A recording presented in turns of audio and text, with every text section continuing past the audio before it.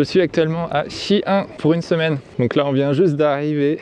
Aujourd'hui, on est lundi et demain, on va faire Bingmanyong, l'armée de soldats en terre cuite.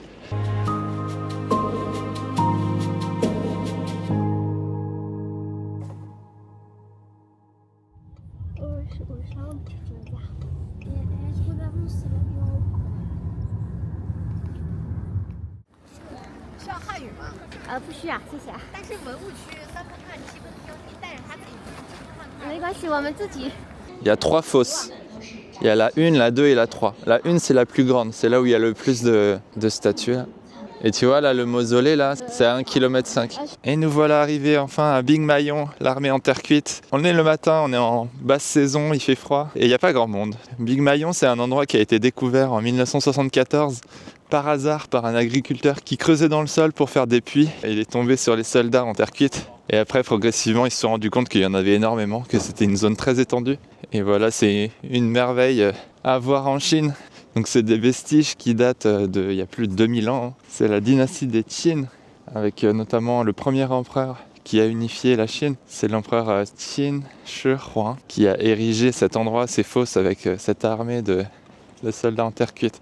Nous arrivons maintenant dans la fosse 1, la plus impressionnante et la plus vaste du site. Au-dessus de cette fosse, un immense hangar a été construit, 230 mètres de long, 62 mètres de large.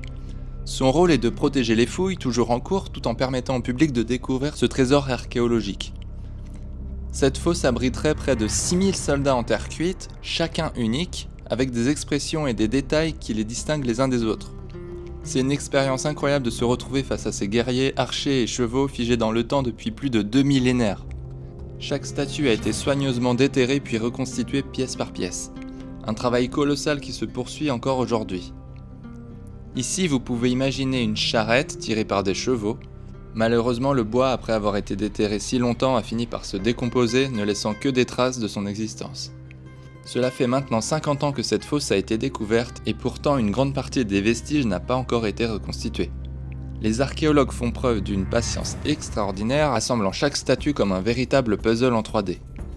Autre défi, la plupart des statues ont perdu de leur couleur au contact de l'air après leur excavation. Mais aujourd'hui, grâce aux avancées technologiques et à la chimie, des solutions existent pour préserver ces pigments fragiles et redonner vie à leur éclat d'antan. Quand tu les découvres là, qu'il y a encore les pigments, ça doit être fou. En fait, ce qui est incroyable, c'est que cette zone, elle est encore en train d'être creusée. Vous voyez qu'en fait, du coup, dans les fosses, là, ils viennent juste de creuser celle-là, mais il y en a plein qui ne sont pas encore creusées, en fait. Donc, progressivement, ils vont fouiller. Et du coup, ça prend énormément de temps, en fait. C'est depuis des dizaines d'années là qu'ils doivent faire ça. C'est un travail titanesque. Donc, du coup, il y a des archéologues qui fouillent en ce moment même. C'est d'ailleurs l'an dernier que ces abris de protection intelligents ont été construits sur les fosses 1 et 2, utilisant des technologies modernes pour préserver les fouilles et protéger ces trésors archéologiques fragiles. Et finalement, ils viennent juste de commencer.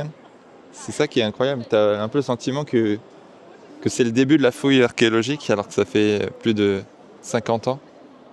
Donc il y a des poteries de chevaux là, qui sont en train d'être découvertes, d'être déterrées. C'est incroyable, le détail, et regarde, ils ont encore l'armature en bronze. Là, il est bien préservé. Mais en fait, on voit qu'ils ont recollé quand même des pièces.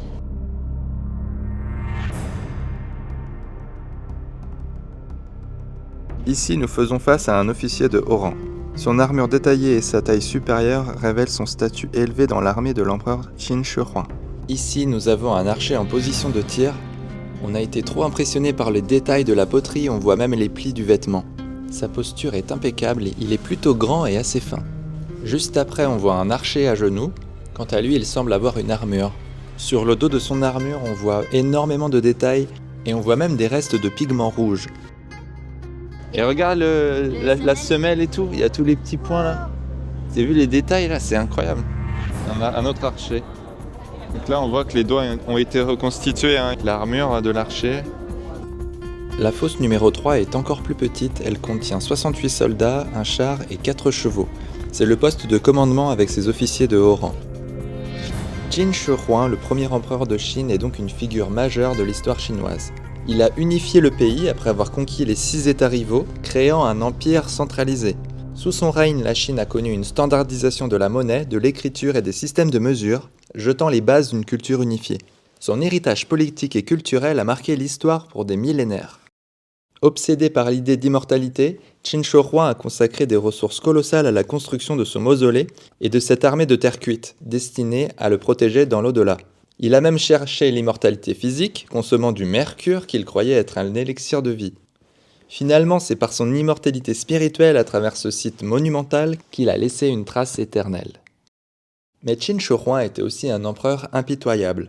Pour imposer son autorité, il a ordonné des autodafés, faisant brûler des livres et persécutant les intellectuels pour effacer les cultures et philosophies rivales. De plus, pour préserver les secrets de son mausolée et de son armée de terre cuite, il aurait fait exécuter les artisans et les architectes ayant participé à leur construction. Son règne autoritaire et ses méthodes brutales ont laissé une empreinte sombre sur son héritage.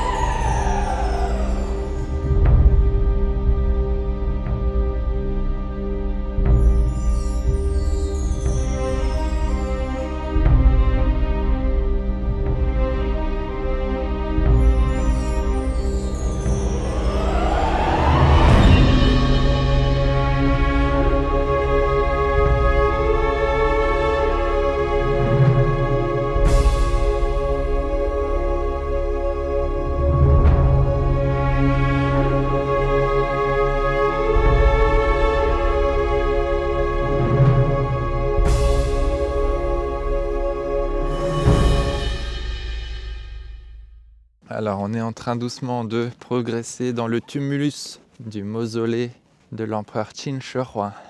Ils ont quand même très bien aménagé les lieux. On a de fortes suspicions avec tous les textes, etc., qu'effectivement il y a le tombeau, le mausolée là, de l'empereur, mais ça n'a jamais été ouvert. On attend d'avoir les technologies pour le faire, parce que voilà, ça fait plus de 2000 ans. Il faut que les fouilles arrivent à préserver. Alors, où allons-nous ? Là, c'est en haut du tumulus, là. C'est intéressant d'être venu ici et de se dire que peut-être dans des dizaines d'années, avec les technologies, ils pourront peut-être fouiller enfin le mausolée. Du coup, normalement, le tumulus, il est plus ou moins derrière moi, mais bon, comme il n'est pas si haut que ça, il est assez aplati. Et il fait 2 km de large, donc on le voit un peu derrière, là, mais c'est pas spectaculaire non plus, mais c'est quand même incroyable la quantité de terre qu'ils ont dû déplacer. Je crois que ça a été des milliers d'ouvriers pour transporter... Je crois même des centaines de milliers, il me semble. J'avais vu ce genre de chiffres incroyables. Nous arrivons maintenant au musée des chars en bronze de l'empereur Qin Shi Huang. Découverts en 1980 près du mausolée de l'empereur, ces chars étaient en morceaux lorsqu'ils ont été découverts. Il aura fallu 5 ans de travail aux archéologues pour les reconstituer.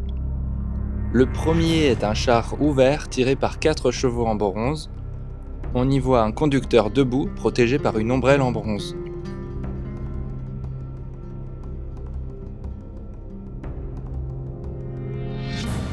Le second est plus sophistiqué. Une voiture fermée avec un toit en forme de parapluie, tirée elle aussi par 4 chevaux.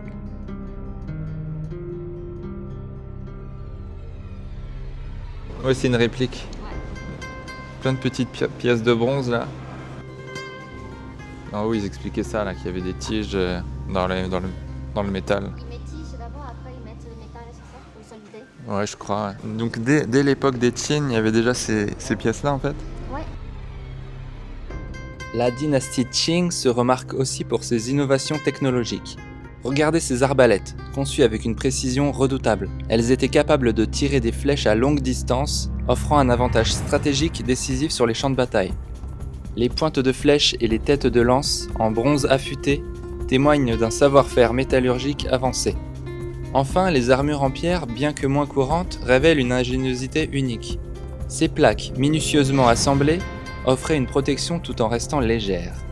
Ces innovations ont non seulement permis à Qin Shi Huang de conquérir et d'unifier la Chine, mais elles ont aussi posé les bases des avancées technologiques des dynasties suivantes. Bon, on cherche la sortie. Ouais, c'est par là. Donc voilà, il y a plein de petits chats là à la sortie de Big Mayon. Hein, ils ont bien développé pour l'espace touristique. Hein. C'est artistique, hein. Big Mayon pixelisé.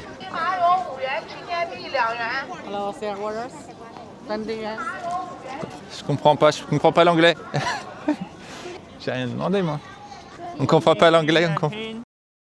Voilà, c'est tout pour cette vidéo sur Big Mayon, l'armée de soldats en terre cuite. J'espère que vous avez apprécié ce petit documentaire improvisé. Quant à la prochaine vidéo, on retourne sur un format un peu plus vlog et je vous montrerai toutes les séquences issues des balades qu'on a fait dans la ville de Xi'an. Merci à tous et à bientôt.